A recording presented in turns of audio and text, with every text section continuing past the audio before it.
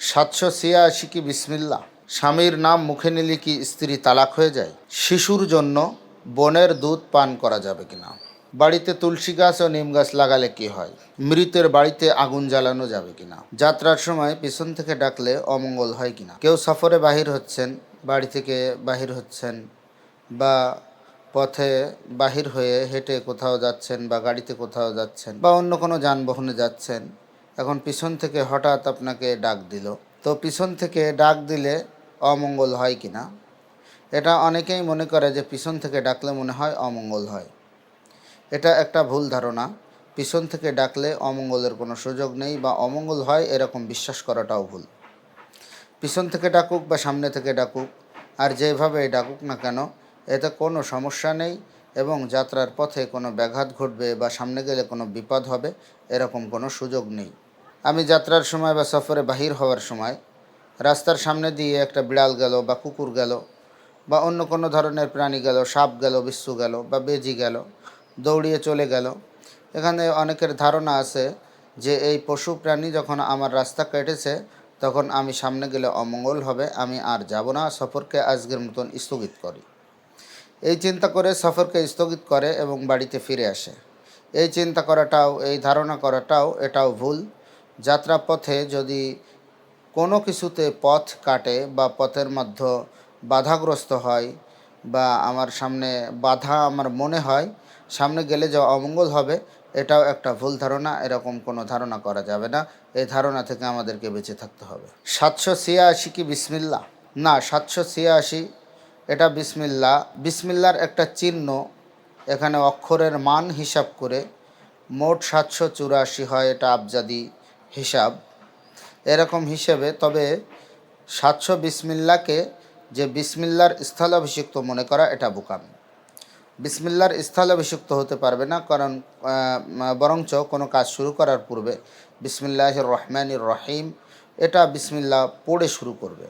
যদি কেউ মনে করে যে 784 লিখে দেওয়া বা 784 বলা বা 784কে দেখা, এটা বলার ক্ষেত্রে বিসমিল্লাহ বলার মতো, দেখার ক্ষেত্রে বিসমিল্লাহ দেখার মতন।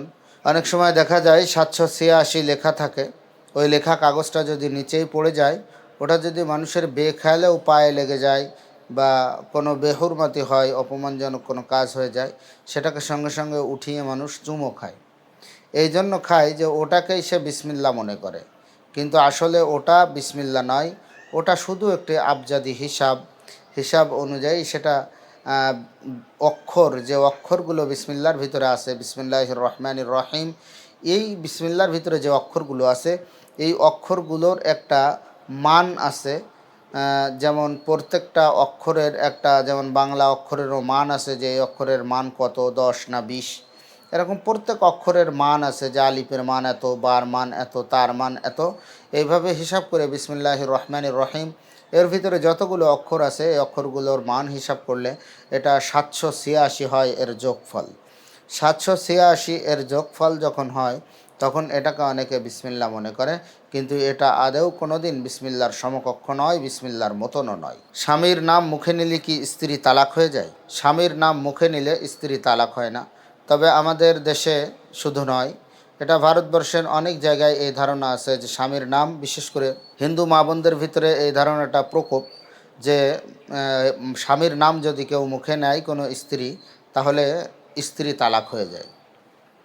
তবে হ্যাঁ, স্বামীর নাম, আপনার কাছে কেউ স্বামীর নাম শুনতেছে যে আপনার স্বামীর নাম কি, তখন নাম বলাটা এটা কোনো অসুবিধে নেই। কিন্তু স্বামীকে নাম ধরে ডাকা, এখন তো বিভিন্ন স্টাইল শুরু হয়েছে। স্ত্রী স্বামীর নাম ধরে ডাকে, যে আব্দুল জলিল, আব্দুল করিম, এইভাবে ডাকে। তো এই ডাকাটা, স্বামীর নাম ধরে ডাকা, এটা চরম বেয়াদবি। এর থেকে আমাদের বেঁচে থাকতে হবে। কিন্তু ফি নফসি স্বামীর নাম মুখে নিলে যে স্ত্রী তালাক হয়ে যাবে এরকম কোনো মাসলা মাসাইল বা কোরআন হাদিস থেকে এরকম কোনো নীতি পাওয়া যায় না। শিশুর জন্য বনের দুধ পান করা যাবে কিনা? একজন শিশু ভূমিষ্ঠ হয়েছে, ভূমিষ্ঠ হওয়ার সঙ্গে সঙ্গে তার মা ইন্তেকাল করেছে। এখন দুধ পান করানোর মতন যোগ্য কাউকে খুঁজে পাওয়া যাচ্ছে না। এখন নিজের আপন বোন, তার বড় বোন আছে, সেই বড় বোনের দুধ ওই শিশু পান করতে পারবে কিনা? অনেকের ধারণা, অনেক লোক বলে যে হুজুর আমাদের মনে হয় যে নিজের বোনের দুধ পান করতে পারবে না। তো এখানে অবশ্যই জেনে রাখা ভালো যে অবশ্যই সে নিজের বোনের দুধও পান করতে পারবে। কারণ শিশু যখন দুধ পান করার বয়সের সময়সীমার ভিতরে সে যে কোনো মহিলার দুধ পান করতে পারবে, সে মাহরাম হোক বা গায়রে মাহরাম হোক। তবে হ্যাঁ, এখানে দুধ পান করানোর ক্ষেত্রে, শিশুকে দুধ পান করানোর ক্ষেত্রে দিনদার পরহেজগার মুত্তাকি মহিলাকে নির্বাচন করা। কারণ পেটের ভিতরে যে খাদ্য যাবে সেই খাদ্যের প্রভাব অনেকটা শিশুর উপরে পড়ে। এর জন্য যদি কোনো দিনদার মহিলার দুধ কোনো শিশু পান করে, অবশ্যই সেই শিশুকেও দিনদার হিসেবে গড়ে ওঠার জন্য আশাবাদী হওয়া যায়। বাড়িতে তুলসী গাছ ও নিম গাছ লাগালে কি হয়? আসলে অনেকে মনে করে যে তুলসী গাছ নিম গাছ লাগালে মনে হয় আলাদা ফজিলত আছে। আলাদা কোনো ফজিলত নেই। তবে তুলসীর পাতা, এটা আমাদের অনেক রোগ, বিশেষ করে কাশি সর্দি হলে তুলসীর পাতা অনেক কাজে লাগে, অনেক কাজে দেয়। এটা যদি কেউ বেটে রস খায় তাহলেও অনেক কাজে দেয়। এই জন্য তুলসী একটি ঔষধি গুণে গুণান্বিত গাছ। এটা বাড়িতে লাগালে যে বাড়ির আরও বেশি ফজিলত হবে তা না। তবে এটা আমরা ঔষধ হিসেবে অনেক সময় ব্যবহার করতে পারি।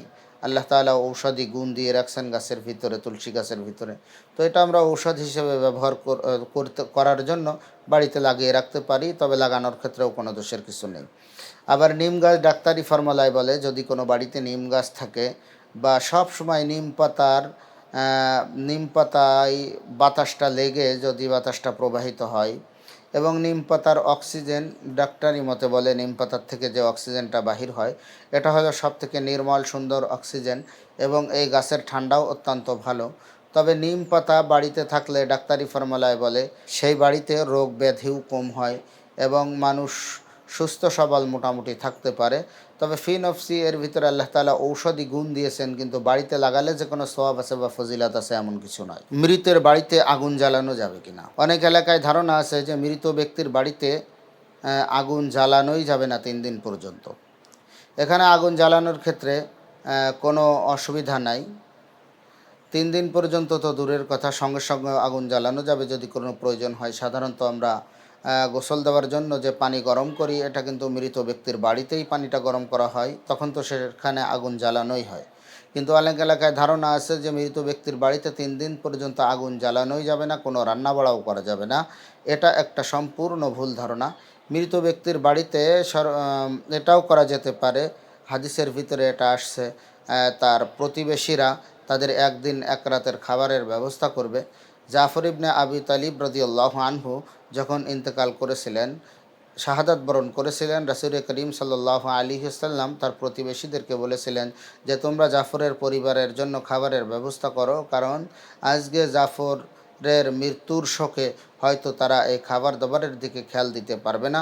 এর থেকেই আমরা বানিয়ে নিয়েছি যে 3 দিন পর্যন্ত সেখানে আগুন জ্বালানোই যাবে না।